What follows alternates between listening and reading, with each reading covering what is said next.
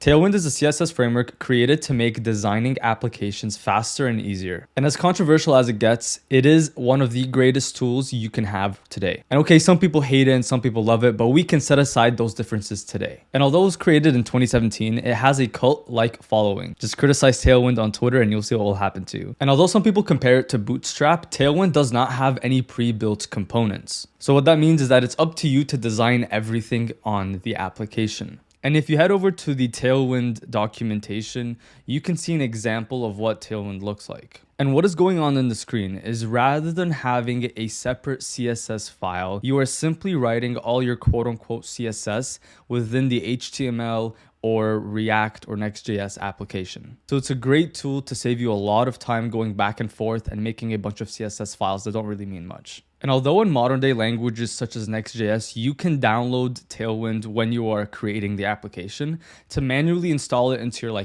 HTML document, all you want to do is first run npm init, go through all of the questions, and then run npm install -d tailwind css. And by now you should have a package.json, package.lock.json, and a node modules file. We then have to initialize the Tailwind CSS file, which creates a tailwind config.js. And what we need to do next is add this to the tailwind.config.js file. And what we're doing here is we're telling the tailwind.css to listen to any HTML or JS file within the dist folder. And obviously we need to add a dist folder with an index.html file. And you'll also want to add an src file with an input.css. And then within the input.css, write this. And because Tailwind is a CSS framework, we have to call it in our main CSS file. And this is how we do it. And what we need to do next is add this to our installation. Now, what's important is to have the actual routing of the input.css, which is /src, and then make sure that the output.css file that we are creating in this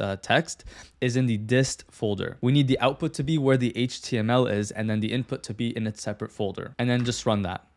Now head over to your HTML file and call the output.css. And now you can just write Tailwind in your HTML file. And as you can see, we're literally writing CSS within our HTML. So for example, here we wanted the text to be blue. We just put it at 500. And the number here is basically the amount of darkness that we want. And it can go all the way up to 900 and go down to 100 for super light colors. And to utilize stuff like flexbox and grid, you can simply write this. In this situation, we're simply writing flex, item center, justify center. And it's just a boiled down version of CSS. If you have any experience with CSS, it's sort of similar. And if you want to look more into Tailwind, you can just head over to the documentation, which I'll leave below, and you can really understand the true powers of Tailwind. They have everything from the color to the pixel sizes and stuff like that. But yeah, that has been the intro to Tailwind CSS. I hope you learned something. And if you haven't already, please, please, please like and subscribe. It costs you nothing and it means the world to me, and you will just join a community of developers who are just as motivated as you. But yeah, I hope you enjoyed the video.